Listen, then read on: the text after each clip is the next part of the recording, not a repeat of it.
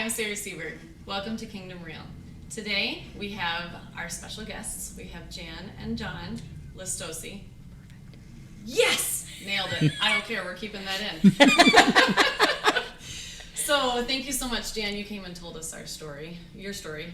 And now we're going to have John join you because his story is your story and you guys are together with everything. So just want to say, first of all, congratulations. Thank I hear you. that next month is 42 years. Yes. Yes? That's amazing. Wedded bliss or something. Blitted West. Yeah, just I some love kind it. of a mess. I love it so much. So let's kind of join in the story. I think I want to start way back with when you told him and how hard that was for you, first of all, to not tell him. What I want to ask you is why you did not tell him when you were in prison what was going on. Because there was nothing he could have done. And if he had tried to do something, it would have involved the prison finding out, Right. which would have involved a ticket for me. And Well, even if it wasn't a ticket, it was going to be an investigation and Right. delay right. you getting out. Right. Either way. And so I just made the decision that it was happening to me and I could handle it.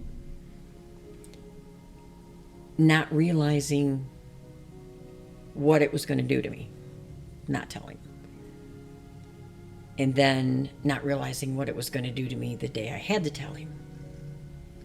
And that's why I took him to McDonald's. And we got our food and we sat down. He said, "Okay, what's going on?" And I told him, and like I said, the first thing he said to me is, "Why didn't you tell me?" And I didn't have an answer. I didn't know what to tell him. And I kept thinking, how much more can he take? You know? He'd already dealt with me going to prison. Now he has to deal with this. And not knowing what was coming up, you know, for the trial and everything. How it was going to affect him. And it did affect him. I'm sorry, but you can't hear that your spouse was repeatedly raped for over 6 months and it not affect you. John, what did that feel like for you? I was just in shock, you know. Between being a volunteer fireman and working where I work at the Road Commission, you know, our son's godfather was a cop. You know, we've known state police, sheriff's department, city police. We've known lots and lots and lots of cops. And I figured in prison she's safe. Right. You know, she's in there. Okay, yeah, there might be a fight between this and that. But, you know, I didn't know that anything like this could happen in prison. I just figured that, you know, she's there and she's safe. And it was kind of a shock, you know. It was a little bit to absorb all of a sudden. So remind me again the timeline of how, when you had gotten out of prison and when you actually had the conversation with him. How long had it been?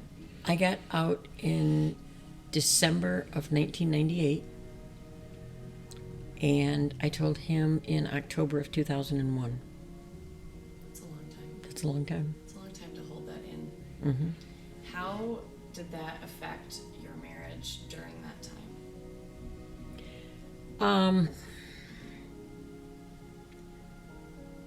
For the most part, on the surface, it was okay.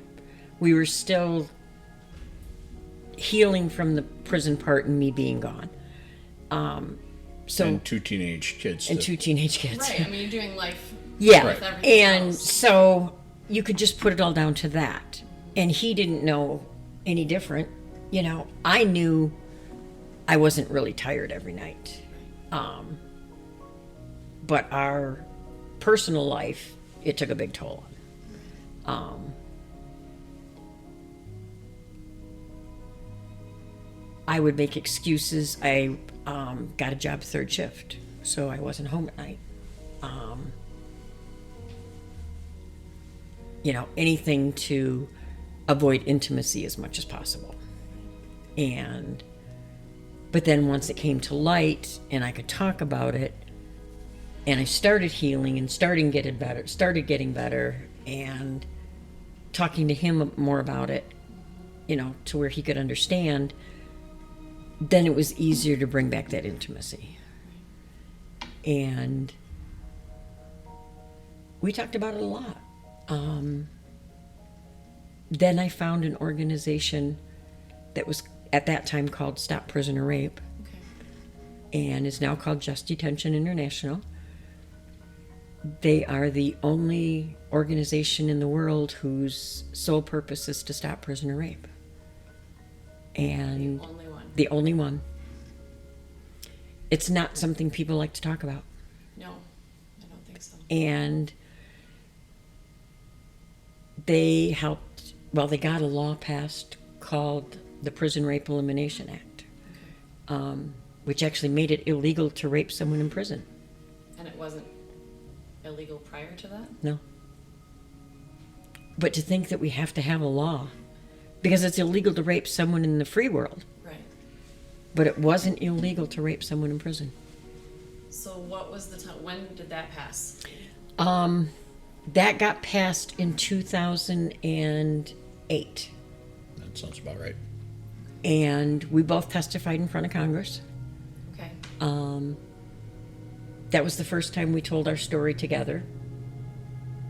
And then we went around and talked to some of the new senators and congressmen, and he was teasing me that I made little girls cry, telling my story. Because I asked him, can you look at me and know that I've been in prison?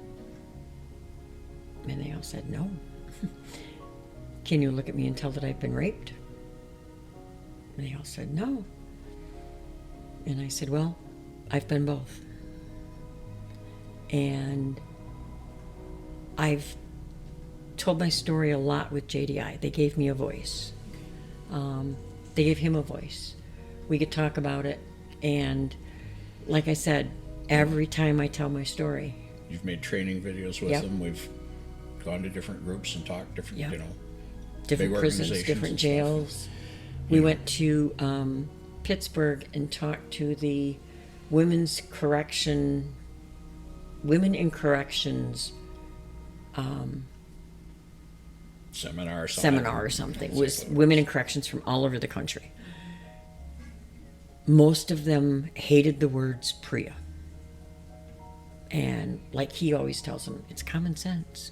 What does PRIA mean? PRIA stands for the Prison Rape Elimination Act. Okay. And you were saying that these people don't like that. They don't like it. Well, it was change, and sometimes change doesn't go too good, but Right. You can't have a male guard frisk a female inmate. You can't have a female guard frisk a male inmate After this law was passed. Okay. You can't have male guards go into a women's facility without notifying them. Okay. Same with in a man's facility, you can't have a woman go in without notifying them. They didn't like that. well, in Coldwater, you had male guards standing there watching you take showers. Yeah. They were supervising you, and Yeah. it was just And they didn't have to say man on the floor. They just walked up and pulled the shower curtain to make sure you were in there alone. Because you were just prisoners. Right, because we were just prisoners. And now, before everybody in the prison knew it happened, but they didn't tell on their buddies. With PRIA, they have to tell, or they can get in trouble. The prisoners. The guards. guards. And the guards. Okay, so you're saying that with you being quiet about everything, you were worried about getting a ticket, having to spend longer time if Right. you told anybody. Right. Now, under PRIA, I can tell somebody and I don't get in trouble.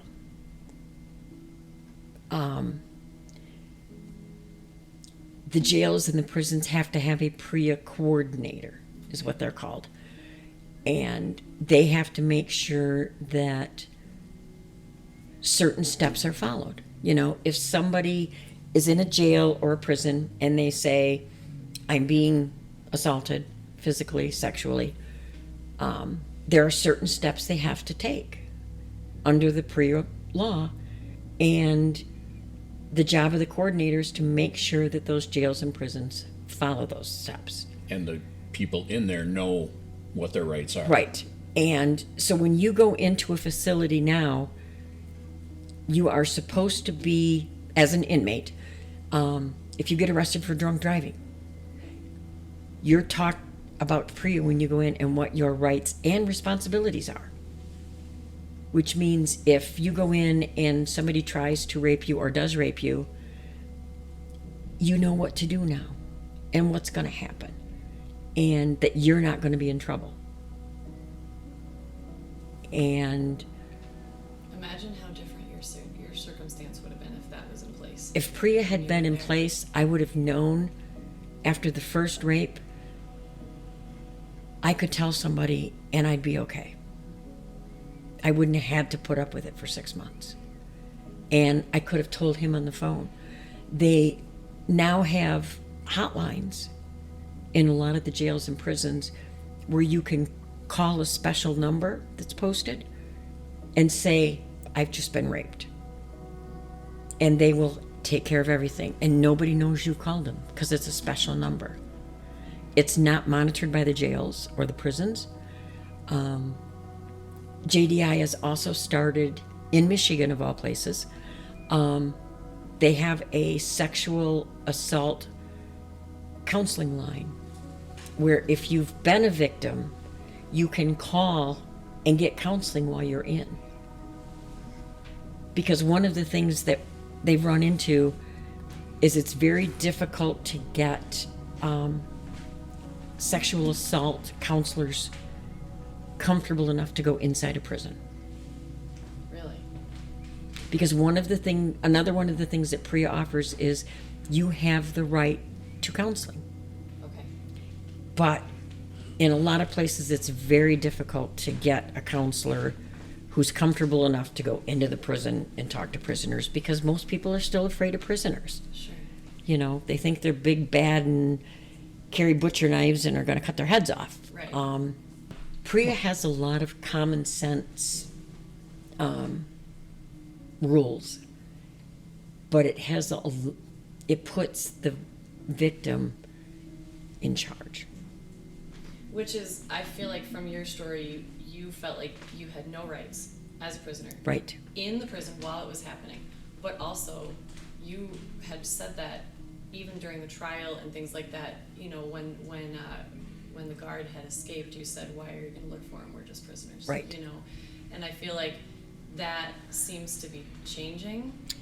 There's a little bit more rights Slowly, through yes. the PREA, and that's a part of what they're trying to change is that you're Even still people, you're still the humans. reporter, you know, well, why are you doing this? You don't usually put victims' names of rape in the paper. And she Right. says, you're just State property. state property, you know, and it's like, what are you talking about? You know, that isn't right. And, you know, that was one of the things that got her, you know, that she didn't count. Yeah. And Well, yeah, people make mistakes. They make dumb decisions sometimes, Yep. and you end up in prison, but that doesn't make you any less of a person. Right. And see, when you're in prison, you lose all of that. Because, like I said, you're told what to do, when to do it, where to do it, and why to do it. You lose all self-respect. You lose your dignity, you know. You have to stand and hold up toilet paper and wave it to get the guard's attention so you can use the bathroom.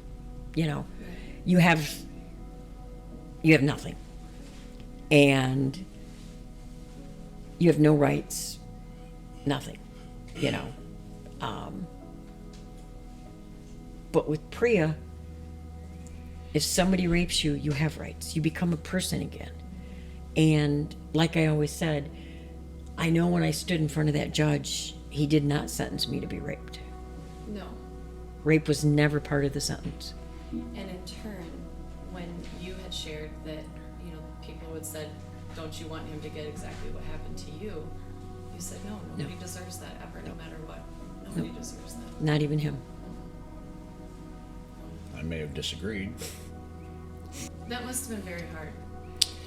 Why I'm here, I don't know, because I should have just jumped over all those benches and went up and strangled him right there in court. First time I saw him, but I wanted to let the system go, and then it proved to me that it wasn't very good because he got out of it and played games He did and a played few games years. and Yeah. well, eventually, but 5 years is a long time for him to get away with Yeah. all the games he played, and the system just went along with it. And Yeah. you know, in the beginning, they should have Revoked his stopped bond it and done it right. But you know, hopefully things are getting better now, and that's because it used to be very rare. If you would hear about it, 9 times out of 10, the guard wouldn't lose his job. Even after the accusations. Yep. They would not lose their job. And a lot of prisons, especially, if you say a guard raped you,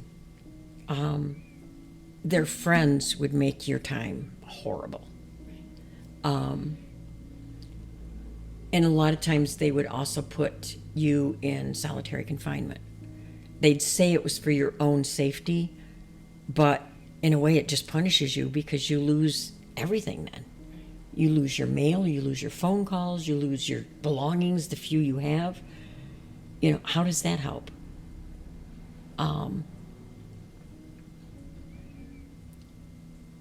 You know, you have to be careful because it can take over your life. You know, some of the people that I met through JDI, it took over their entire life. And Well, that actually brought me to what I was. one of the next. girls in the trial hadn't she told. was the next girl to be raped. Yeah, she hadn't told anybody. Not her mom, her boyfriend. She'd never talked about it. And she was a basket case. Trying to hold it all. Yeah.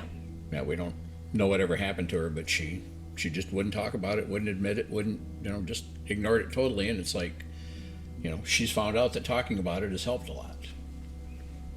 Well, and I know you shared with me that talking about it, sharing your stories, and talking to other victims, other, rape victims, other, things that have happened in prison, things like that, that it has helped you as well, knowing that you're sharing that story and that, people know that I you can survived. trust that you understand and that Yes. you survived. Yes. And You thought you were the only one that ever happened. I did, Right. And then when I found JDI, and it's like, I'm not the only one. There are over 200,000 people raped in prison every year. And those are the ones that reported it. You wonder how many don't report it. Because if they'd have asked me when I was in there, I'd have said no. But part of the problem too was at the trial, you found out the last 2 or 3 women had lied. Yeah, out of the 7 victims that started, we found out 2 of them were not even in the prison when he was there, when the guard was there. They just lied to get out, to get a free hotel room and get out and do stuff. Well, that hurts stories like hers when people are lying about it, Because a rape victim alone has a hard enough time proving their story. But a prisoner rape victim has an even harder time because, prisoners are horrible and they lie and, and that's why when we had the first mistrial and they polled the jury and every one of them said that he was going to be found guilty, I remember looking at my husband and saying, they believed us. They believed me. you. They believed me. And I think that was the day I started to heal. Because I told my story to strangers and they believed me. Even knowing I was a prisoner, they believed me. And that's when I stopped trying to hide it. I don't wear a sign that says ex-prisoner rape victim, Sure. but I don't look at myself as a victim anymore. I look at myself as a survivor. Amen to that. I survived. It didn't take over my whole life. Well, actually, it did. It did. I was traveling a lot with JDI for a while. Fighting for everything took Yeah. over your life. Yeah. I've said I will fight to end prisoner rape until I don't have a breath left in my body or until it stops. Because nobody deserves it. No. You know? Nobody. I don't care what you've done, who you are. Nobody deserves it. Well, a lot of people are afraid of somebody who's been in jail or in prison or whatever. And I says, you know the difference between you and them? I says, you got caught. They didn't get caught. Right. How many people can walk around and say, I've never done anything Sure. that I probably should have got in trouble for? Well, and again, what you went to prison for is not something that you should have spent that much time Right. for. You should Yeah, have there's gotten rapists and murders and slapped stuff in on the there that are wrist. bad, but a lot of them made a mistake, had a lapse in judgment, you know, medical problems, you know, your mental health, whatever. But, you know, a lot of people that are there aren't terrible people. I agree. And, you know, a lot of people are so worried, well, they're in jail. Yeah. So they didn't pay a traffic ticket, or, you know, they got caught drunk driving or something. You know, it's not like they're out killing people or something. It's, you know, they're not all bad. Yeah. So we've got about 8 minutes left. I want to ask for people that might be watching that are married, you know, in their marriages, might not have gone through the same thing, right? But something else that could be very, very hard. You know, even other rapes that maybe might not have happened in prison, but, you know, still within the marriage. Can you give just a couple words of hope, words of wisdom to those couples that might be going through that right now, or hopefully not, but possibly sometime in the future? Don't give up on each other. Society's become disposable. Everything you throw it away and start over again. And, you know, I have no idea why I kept you around, but, you know, Sense of humor seems to it be was really- worth the, Yeah. you know, the time and the effort you put into something. To throw it away doesn't make any sense to me, you know. You're in a marriage, you're there to For the support good or each the other. bad, Yeah, yeah. you know. And I always said he's been my rock. He's what got me through it. And he knows when I need to talk about it and when I don't want to talk about it. And, you know, we talk. That's the thing. You have to communicate. I learned that, you know. You have to talk. And you have to trust. Yep. And I trust that he won't hurt me. And I trust that he understands what I'm going through. You know, he's never been through it, but in a way he has. And, you know, I trust him and I love him. That's what it's supposed to be. Yeah. So John, from a man's perspective, you had to come to a place of healing in your own and forgiveness of this other man. If he walked in here right now, I don't know that I could say that, but, you know, yeah, it's done with. It's over. He did what he did, and we had to do what we had to do. Right. So, you know, And you guys are not just going through your story, you're trying to make a difference in other people's lives. Yes. Which I think is really amazing. well, that's what we found out with her talking about it and telling it, you know. Some people don't want to talk about it, but it seems to help, you know, and telling other people you're not the only one, you know, because like I said, she thought she was the only one that had ever been raped in prison. No, it goes on quite a bit. Well, sharing your story and helping other people talk about it will help you. So that's what other people have to do, is start talking about it. And we've both become advocates. And, you know, we will talk to any prisoner, jail, or person that wants to. And, you know, I've helped a couple of the local jails work on their PREA stuff. And, you know, we'll keep doing it. Like I said, I'll do it till I don't have a breath in my body. So I have a question for each of you as we finish out. What makes you come alive? Like, just what just makes you come alive, gets you up in the morning, gets you really happy and excited about life? Grandkids? Yep. Love that answer. Yep. How many grandkids do you have? 6. Wow, 6 grandkids. That is so fun. Are they local? Yes. So you get Very to see them? close. Yes. Too close. Yeah, You guys sometimes. have how many children? 2. You have 2 children. Yeah. But I pick up the 4 smaller ones. All go to the same school. So I pick them up every day after school, and they come to our house till their parents get out of work. And the two older ones, one's working on Mackinac Island right now, Fun. and the other one just started college. So, but we still see them. But yeah, they're The little ones we see all the time. they're our reason. That is fantastic. We keep telling their parents, "You can move, but the kids can't." Nope. You know. I love that. You know. And they have their grandma wrapped right around their little finger. And Pa's not much better. You know, I have As they been should. That's what grandparents are for. Yeah. Come on. Yeah. spoil them, send them home. Yep. Pretty much. Exactly. Yep. I love it. Yeah, I would never cook my kids 2 or 3 meals for dinner. You ate what we ate, but Yeah. for the grandkids, oh, you want macaroni and cheese instead? Sure. I look forward to that one day. Yes. Yep. Yes. I do that for my nephews now. So Mm-hmm. yeah, I totally understand. Yep. It's totally different with grandkids. I don't know what it is, but it's totally different. Yeah. Well, they're like one step removed. You can hand them back to their Yeah. parents Yep. when Yeah. they're done, and you don't have Yep. to deal Wind them with up, all send of them that. home. Yep. Yep. Oh yeah, I All give them the sugar things. all the time. Yep. That's really fun. So, just thank you again for coming and sharing your story with Thank you us.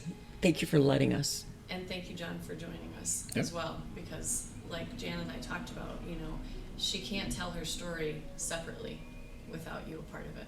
I was there for a little of it. You were there. You were there for all of it. You were there for all. Not for all of it, the tail end of it. Well, Yeah.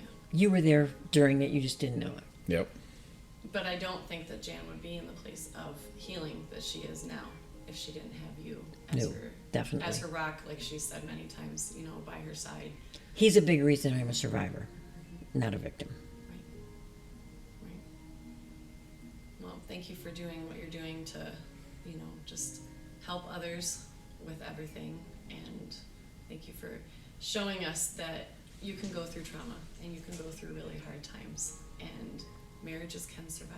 Yes. You know, I think that is just such a beautiful thing. And that's why I wanted to bring both of you on here because you were telling me, and I'll just repeat this again, but most people that have gone through this situation are not still married. Right. So yeah, I just really appreciate being able to share the beauty of your Beauty or stubbornness, I don't know which. hey, sometimes that's what it takes, Yep. right? Yep. Well, even a lot of people who go through a rape in the free world Right. don't stay together, Exactly. Yeah. And you can. Yep. yeah. Prove it can be done. Yep. Well, thank you. We appreciate it. Thank you. Absolutely. I'm Sarah Seberg. Thank you so much for joining us for this episode of Kingdom Real. Have a great day.